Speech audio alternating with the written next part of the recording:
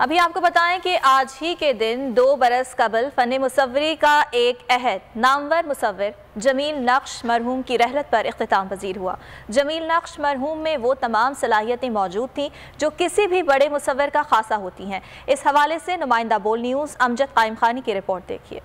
सितारा इम्तियाज के हामिल नामवर मुसव्विर जमील नक्श 25 दिसंबर 1839 में केरला भारत में पैदा हुए। क़याम पाकिस्तान के बाद 8 बरस की उम्र में पाकिस्तान हिजरत की। जमील नक्श मरहूम ने Mayo school of arts Lahore से आर्ट की इब्तिदाई तालीम हासिल की। जमील नक्श ने अपने तख्लीकी सलाहियतों के इजहार के लिए मुसव्वरी को चुना जो उनके जज्बात की भरपूर अक्कासी करती है।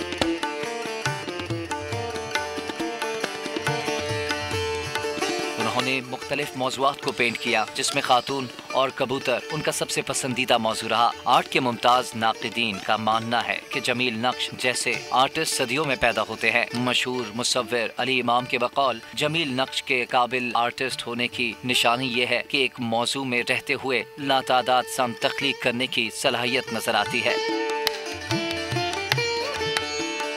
नामवर मुसव्विर जमील नक्श की फनी सलाहियतों का एतराफ़ करते हुए हुकूमत पाकिस्तान ने उन्हें तमगाए हुस्ने कारकर्दगी और सितारा इम्तियाज से नवाजा। 16 मई 2019 को फने मुसव्वरी के एक अहद का खात्मा हुआ। पाकिस्तान के नामवर मुसव्विर जमील नक्श लंदन में दुनिया फानी से कूच कर गए। कैमरामैन इब्रारुर रहमान के साथ अमजद कायम खानी, बोल न्यूज़ कराची।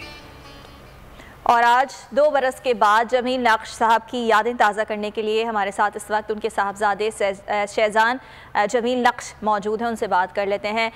बहुत शुक्रिया आपके वक्त का। ये बताइएगा कि जमील नक्श कितने बड़े मुसव्विर थे और हुकूमत ने उन्हें किन किन एजाज़ात से नवाजा है? देखिए, इससे पहले मैं आपको जो आपने सवाल किया कितने बड़े मुसव्विर थे, उनकी तख्लीकी सलाहियतों का एतराफ़ हमारे मुल्क में भी हुआ और बैनुल-अक़वामी सतह पे भी हुआ। पाकिस्तान में उनको जो पाकिस्तान के नामवर आर्ट क्रिटिक्स हैं, जिसमें अली इमाम साहब आप कह लें, उन्होंने उनको द पेंटर्स पेंटर कहा। और जितने भी आर्ट के मुमताज़ नाक़िदीन हैं, उन्होंने कहा कि जमील नक्श जैसा आर्टिस्ट सदियों में एक पैदा होता है। फिर उनको जो है हुकूमत पाकिस्तान ने उनकी तख्लीकी सलाहियतों, फ़नकाराना सलाहियतों के बायस उनको तमग़ा हुस्न कारकर्दगी और सितारा इम्तियाज़ से भी नवाजा।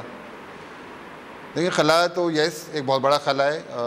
एक 60 दिहाइयों पे काम है उनका मुश्तमिल, और उन्होंने बहुत ही यकसोई के साथ अपनी जो मुसव्विराना कैरियर था उनका, उसमें बहुत यकसोई के साथ उन्होंने काम किया और बेपनाह काम उन्होंने प्रोड्यूस किया इस दौर में। तो ये जो खला की आप बात कर रहे हैं, ये खला तो मुझे नहीं लगता कि आने वाले 500 साल में ही पूरा होगा।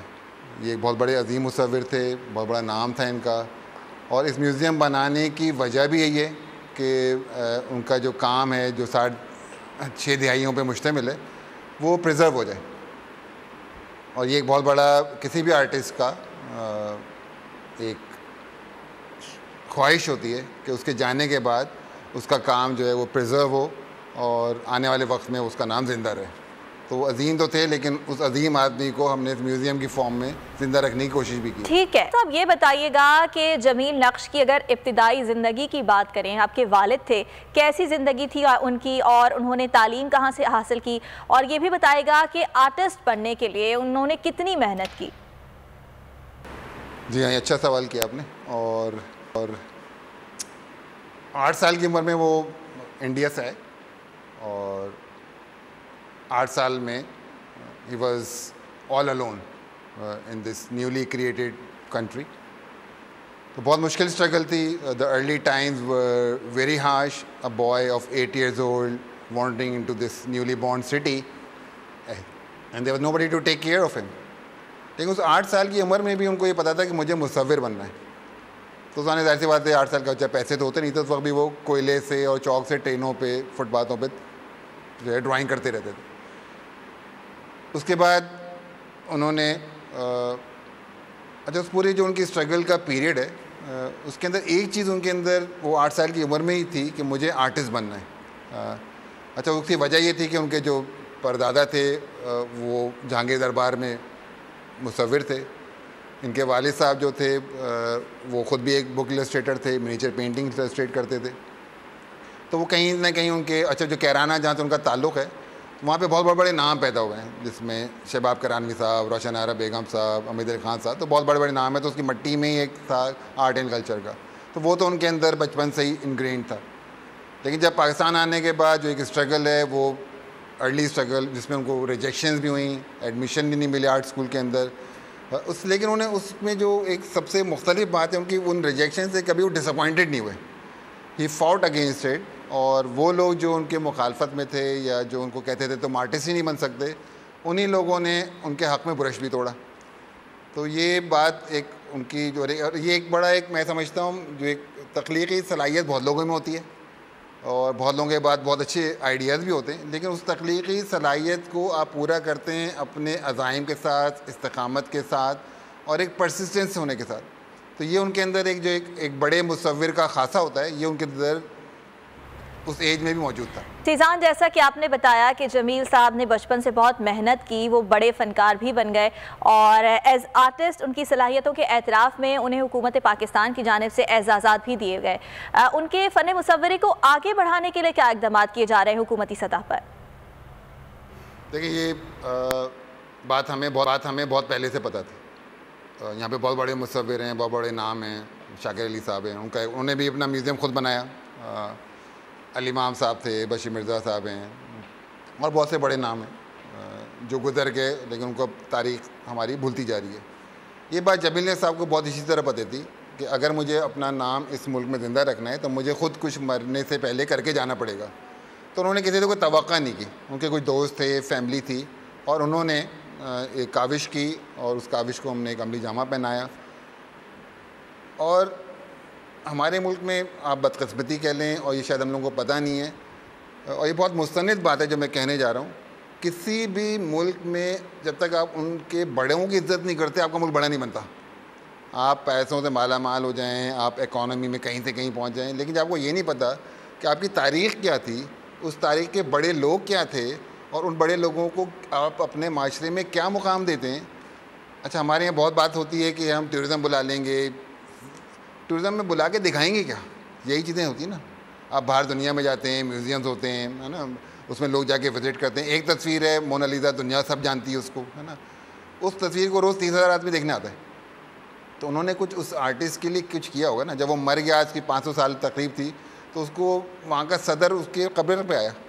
लेकिन हमारे यहाँ बदकिस्मती से हमने उस आर्ट एंड कल्चर को जो एक लेवल या एक मुकाम मिलना चाहिए था, वो हमारे माशरे में अभी तक वो मुकाम नहीं मिला। तो उसमें वो आर्टिस्ट जो कि गुलजी साहब, तो उन्होंने अपना म्यूज़ियम बनाया, जमील साहब थे, उनको पता था कि मेरे साथ क्या होगा, अगर मैंने ये नहीं किया तो मेरा काम डिस्पर्स हो जाएगा, ये कभी मिलेगा भी नहीं तारीख़ में। बहुत से बड़े बड़े शायर गुजरे हैं जिनका काम तारीख़ में खो गया। तो ये बात उनको बहुत अच्छी तरह से पता थी। और बात ठीक है, सीजा बताइएगा कि जो नए लोग मुसव्वरी कर रहे हैं वो कैसे जमील नक्श साहब के काम को देखकर आगे बढ़ सकते हैं? देखिए, अगर मैं इस सवाल का जवाब अपने माशरे में की कॉन्टेक्स्ट के हिसाब से दूँ, अगर हमारे माशरे में लोग शायर बन रहे हैं, लोग अदीब बन रहे हैं, लोग मुसव्विर बन रहे हैं, लोग स्कल्प्टर बन रहे हैं, लोग सेरेमिस्ट बन रहे हैं, कोई सितार बजा रहा है, कोई जो है सारंगी बजा रहा है, तो यही बहुत बड़ा हमारे माशरे में जो एक सपोर्ट नहीं है, उसमें इस चीज़ को करते रहें। अच्छा बुरा इज़ अ सेकेंडरी थिंग, लेकिन इस माशरे में अच्छा, ये जो आपको बात समझनी पड़ेगी, हर लेवल पर समझनी पड़ेगी। हमें ये बात जानने की ज़रूरत है। पहले तो ये समझें कि आर्ट इस सोसाइटी में करता क्या है, what is the purpose of art, क्या उसकी ज़रूरत होती है आर्ट में। सिर्फ एक स्टेटमेंट में अगर जवाब दें उसका, तो वो है कि art minimises the animal instinct of mind, जानवरपन ख़त्म करता है, आपके अंदर से टॉलरेंस पैदा करता है। वो आपको एक दूसरे की बात सुनने की एक एक्सप्रेशन है। ये आर्ट इज़ एन एक्सप्रेशन। आपका एक्सप्रेशन कुछ और है, मेरा एक्सप्रेशन कुछ और है, लेकिन हम एक दूसरे की बात मानने को तैयार हैं, सुनने को तैयार हैं, एक मुख्तलिफ असलूब में सुनने को तैयार हैं। तो हमारे माशरे में मैं तो कोई मैसेज क्या, लोग अगर आर्ट की तरफ आ रहे हैं, स्टूडेंट्स आ रहे हैं, वो आके ज़रूर, ये म्यूज़ियम ने बनाया है इसीलिए कि इसके अंदर जो आर्ट कर रहे हैं वो आके इस काम को देखें, अपने मुल्क के मास्टर्स को जानें और उसको कुछ सीखने को मिलता है तो इंस्पिरेशंस हैं। ये एक समझें, मैं इसको अगर आप बात कहूँ तो ये मैका है आर्ट का।